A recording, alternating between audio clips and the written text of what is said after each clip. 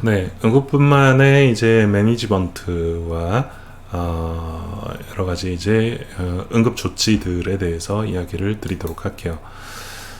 자, 클리니컬 이발루에이션은 20주 이상의 산모, 네, 뭐 이게 이제 여러 가지 이야기들을 저번 학기 때도 이야기를 드렸는데 WHO 기준 23주, 또 미국 이제 FDA 기준 25주, 26주가 넘어가게 되면 그때부터는 태아의 생존이 가능하다 이야기를 드렸었죠.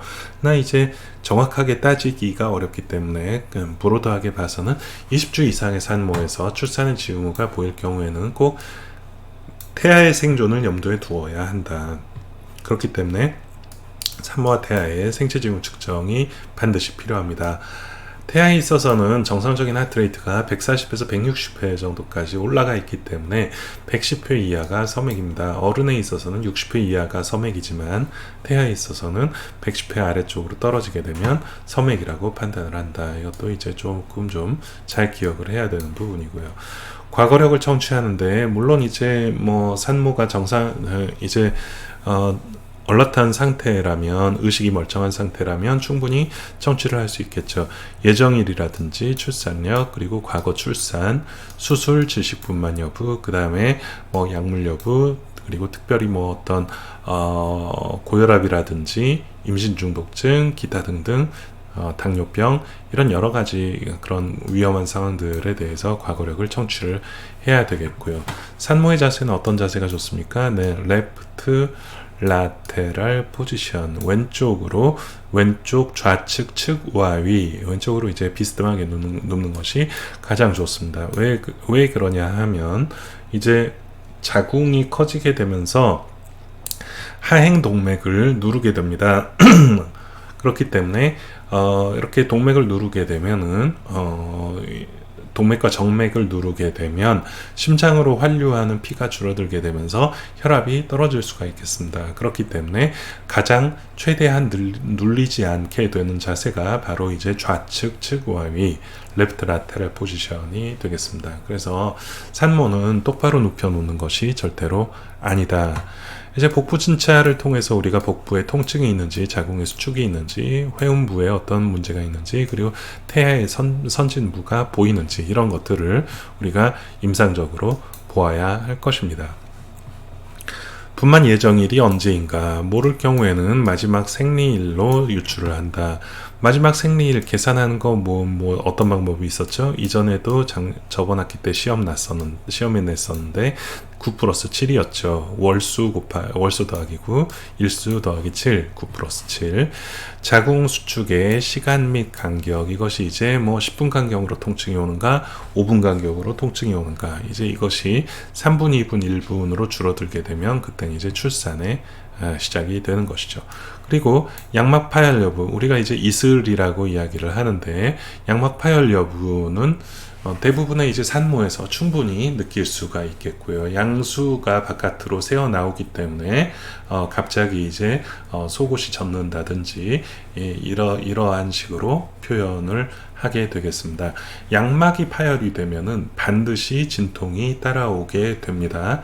그렇기 때문에 양막이 파열되고 진통이 오지 않는다면 그때도 반드시 이제 병원에 가서 태아의 상태, 그리고 감염 예방, 그리고 출산을 진행할지 여부에 대해서 판단을 하여야 합니다. 그리고 질출혈 여부는 출혈의 양에 따라서 여러 가지 상황들을 생각을 해볼 수가 있겠는데, 양막 파열 자체도 어느 만큼 출혈이 된다고 하지만 전치태반이라든지 태반 박리, 여러 가지 것들에서도 생길 수가 있기 때문에 과연 무엇 때문에 질출혈이 생겼는지 반드시 확인을 해야 합니다.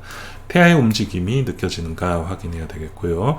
이전 출산, 제왕절개, 임신 중에 어떤 문제들, 그리고 가장 마지막에 갔다 온 산전 진찰에서 태아의 크기가 잘 크고 있다, 충분하다, 아니면 작다, 크다, 양수가 많다, 이런 여러 가지 것들을 정보를 얻어주면 도움이 되겠습니다.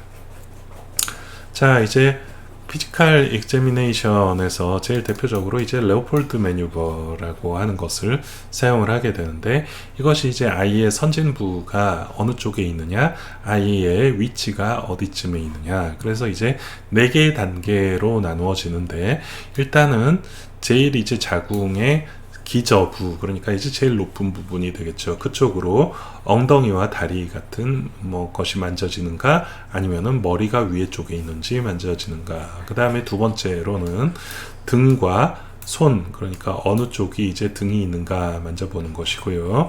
마지막으로는 이쪽 자궁의 제일 기저부를 만져보면서 거기에 이제 머리와 같은 딱딱한 구조물이 만져지는가 확인을 해보는 것이고요. 마지막으로 반대쪽으로 가서 다시 한번 위에서부터 아래까지 다시 한번 확인을 해보는 것. 네, 이것을 이제 레오폴드 매뉴버라고 하는데, 사실은 이것이 사람에 따라서 아주 쉬울 수도 있고 아주 어려울 수도 있습니다. 양수의 양에 따라서도 다를 수가 있고요. 태아의 크기에 따라서도 만져질 수도 있고, 물론 이제 출산 임박한 30주 이상에서는 어느 만큼 이것이 머리구나, 이것이 다리구나, 이 정도 만져서 알 수가 있겠지만, 20주 간 넘은 상태에서는 배를 만져서 아이의 상태를 파악한다는 건 사실 불가능합니다. 그렇기 때문에 이것은 될 수도 있고 안 될 수도 있다. 가능하다면 혈압과 생체 징후를 측정을 한다. 네, 우리가 이제 프레젠테이션, 즉 어느 쪽이 가장 먼저 바깥쪽에서 보이는가를 이제 프레젠테이션이라고 얘기를 하는데, 한국말로는 보통 이제 선진부라고 이야기를 합니다. 어느 쪽이 이제 선진부가 가장 편할 것이냐라고 봤을 때, 바로 이렇게 고개를 숙이고 있을 때 직경, 전후 직경이 되겠죠. 이 전후 직경이 9.5cm로 가장 적다. 그렇기 때문에 이 자세가 출산하기에 가장 적합한 자세다라고 판단을 하는 거예요. 실제로 이제 정상적인 그냥 고개를 들고 있는 상태에서는 약간 더 길게 되고요. 고개를 뒤쪽으로 꺾으면 꺾을수록 오히려 꺾으면 꺾을수록 오히려 이제 길이가 커지고, 완전히 제끼게 됐을 때는 조금 작아지기는 하는데, 이런 식으로 이제 출산하게 되면 아이가 이제 목이라든지 그리고 호흡기 쪽으로 이제 많이 눌리게 되면서 다른 문제점들이 생길 수도 있습니다. 이 결국은 이제 태아에서 가장 긴 부분과 골반에서 가장 긴 부분, 바로 이제 이 횡단면이 되겠습니다. 이 면과 이 면이 잘 맞아지는 구조가 됐을 때 아이가 태어나게 되겠죠. 그렇기 때문에 아이가 내려올 때 똑바로 내려오는 것보다는 머리를 90도 틀어서 이렇게 전후 직경이 좌우로 횡으로 맞도록 고개를 돌리게 돼서 출산을 하게 되는 것입니다. 자, 그래서 이제 여러 가지 프레젠테이션들이 있는데, 프레젠테이션과 라이라고 하는데, 어느 쪽으로 이제 위치해 있는가, 또 어느 쪽이 가장 아래쪽에 있는가를 프레젠테이션이라고 얘기를 하겠죠.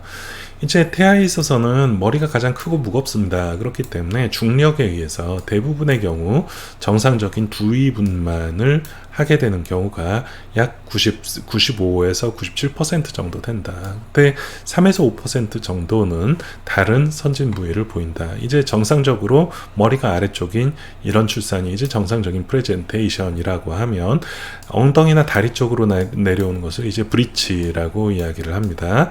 그리고 숄더나 페이스 같은 경우에도 있을 수는 있다. 자, 분만에 따라서 아이가 산도를 빠져나오는데, 이 연속적인 자세 변화를 이야기를 하는 것입니다. 그것이 이제 1, 2, 3, 4, 5, 6, 7, 8의 이런 자세를 취하게 되는데, 이렇게 이제 이런 움직임이 진입하강, 굴곡, 내외전, 신전 이런 거 외우는 사람들 없겠죠. 이건 이제 당연히 좌측으로 있냐 우측으로 있냐 위치에 따라서 달라지는 것이고요. 두개골이 이렇게 전후 직경이 더 크기 때문에 아까 골반의 횡직경이 더 크다고 그랬잖아요. 그렇기 때문에 골반의 어떤 아웃렛을 빠져나올 때는 측면으로 빠져나옵니다. 측면으로 빠져나와서 다시 똑바로 돌고요.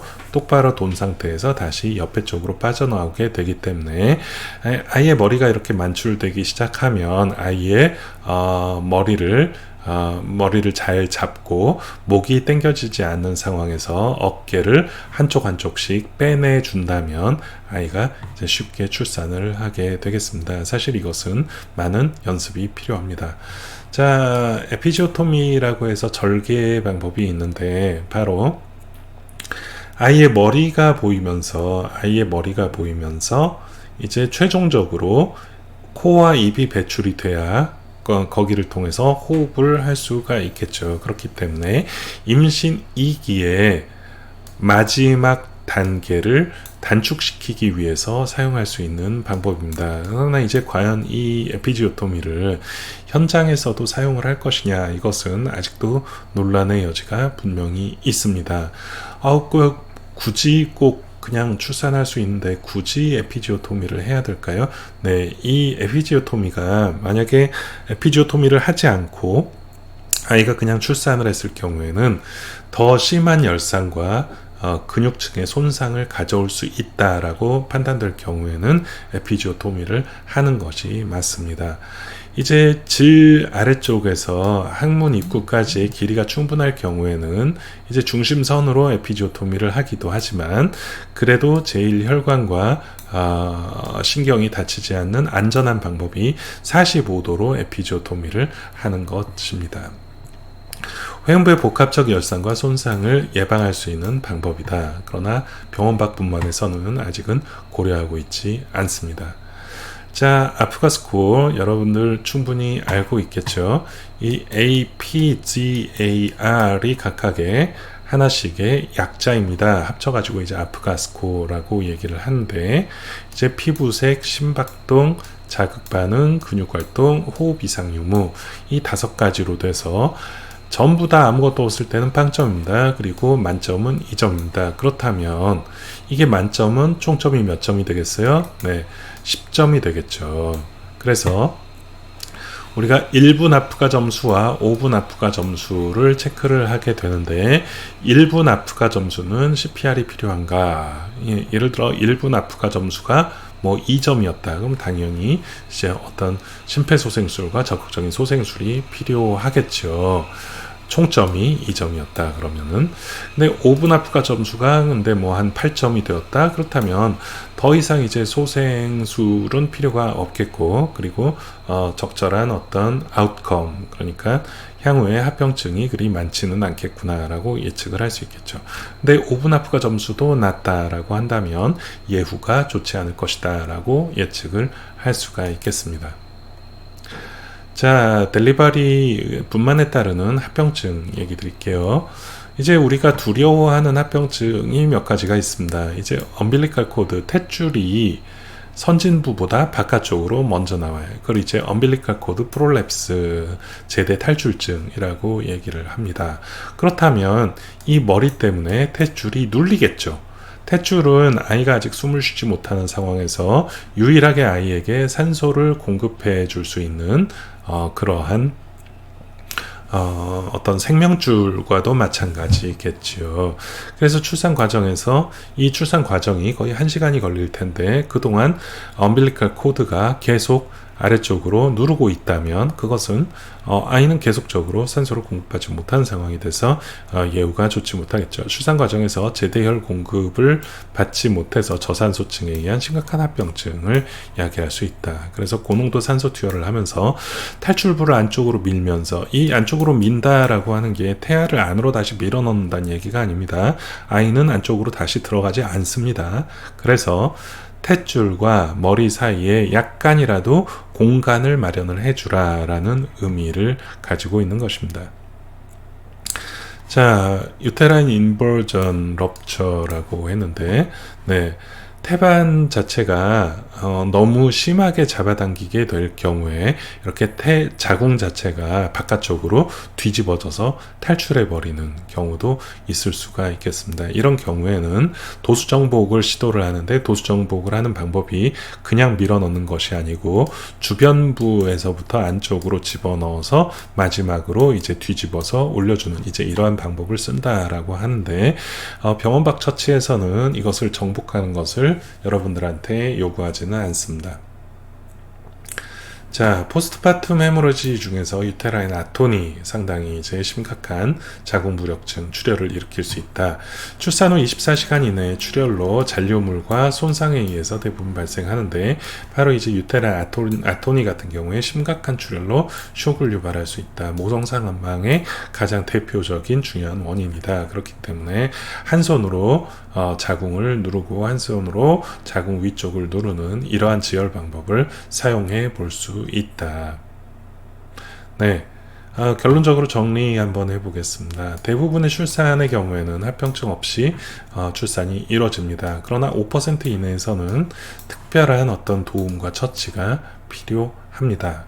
준비되지 않은 출산은 일단 위험합니다. 그래서 여기에는 대비가 필요합니다. 준비가 필요합니다. 준비는 여러 가지 이제 물품들 뿐만이 아니라 응급분만의 과정, 그리고 마음의 준비 포함되어 있겠죠. 분만과 관련된 합병증 여러 가지 있을 수 있다. 그리고 거기에 대해서 적극적으로 처치 가능해야 한다.